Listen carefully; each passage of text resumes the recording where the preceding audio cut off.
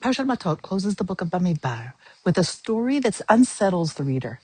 Israel standing at the very edge of the promised land, 40 years in the making, and 2.5 tribes step forward and ask not to enter it. The tribes of Reuben and Gad. We're told they had enormous flocks and herds. They looked east at the land of Yazer and Gilad and saw exactly what their cattle needed.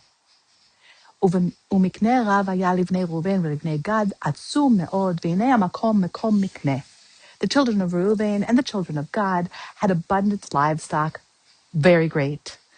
And behold, the place was a place for cattle. So they come to Moshe with a request that sounds, well, on its face, entirely reasonable. Give us this land. Al ta'avirenu et hayarden. Do not bring us across the Jordan. It's a request for good farmland. It's also, on the surface, a request for distance, geographic distance from the rest of the nation. They've spent 40 years walking side by side. And that combination, legitimate individual need, wrapped around a step away from the collective, is what the rest of the Parsha and centuries of commentary after it spend their time untangling. Listen closely to the order of their words here. When the tribes lay out their plan, they say, Nivne gidrot tzon po lemiknenu ve'avim letapenu. We will build pens here for our flocks and cities for our children. Flocks first, children second. Moshe hears that ordering and in his response deliberately flips it. B'nu lachem arim letapchem ugderot letzonechem. Build cities for your children and pens for your flocks.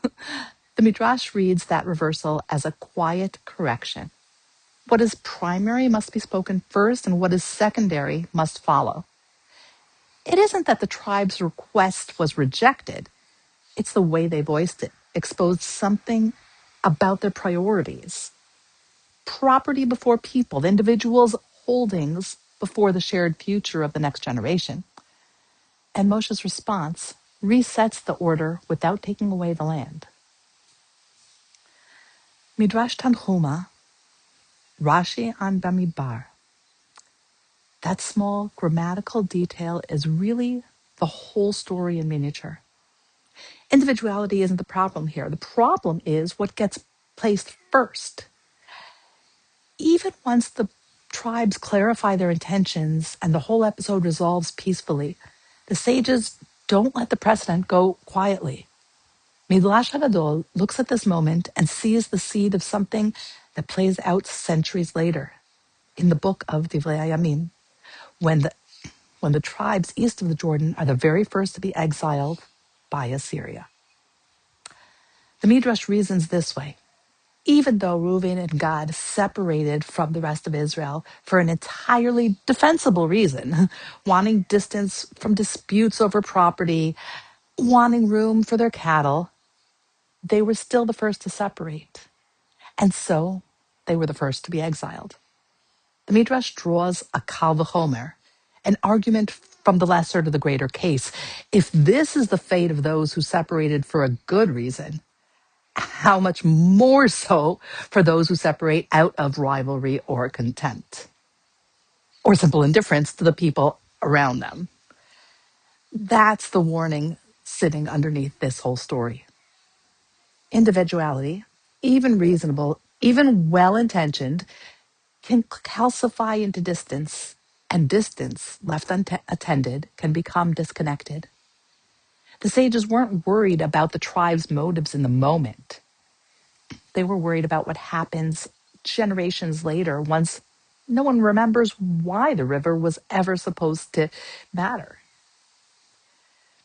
And yet, look again at how careful the tribes actually were.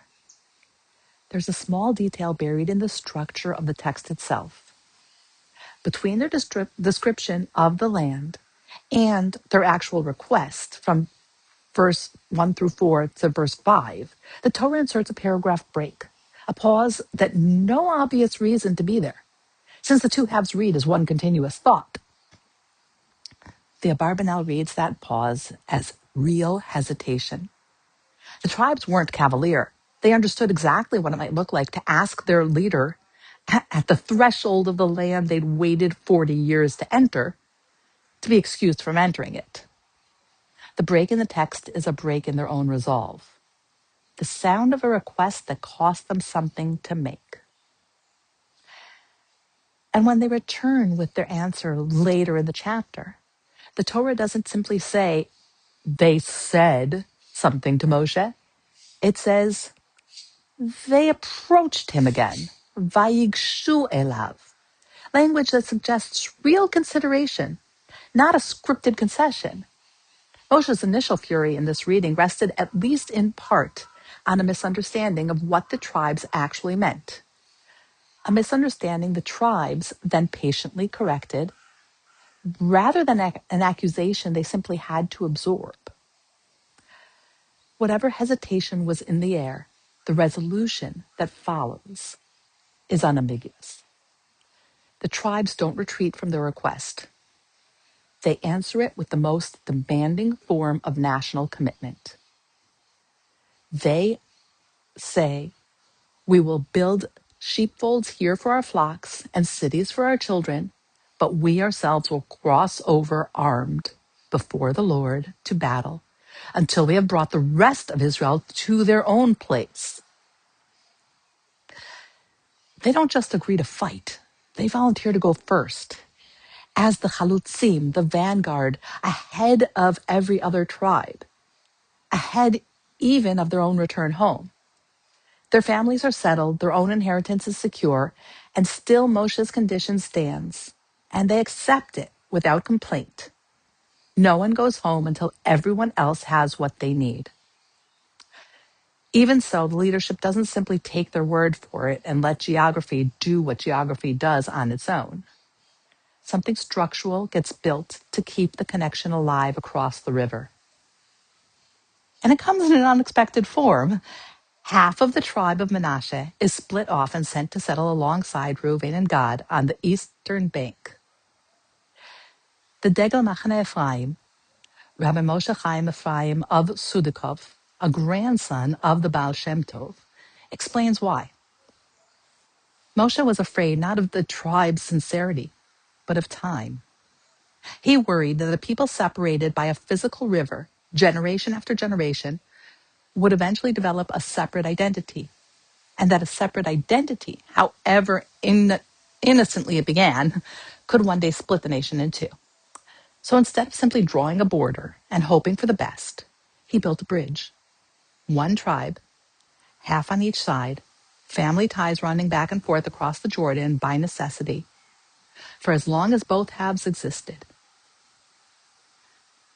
Put the pieces together, and this stops being a simple story about two tribes who love their cattle more than their nation.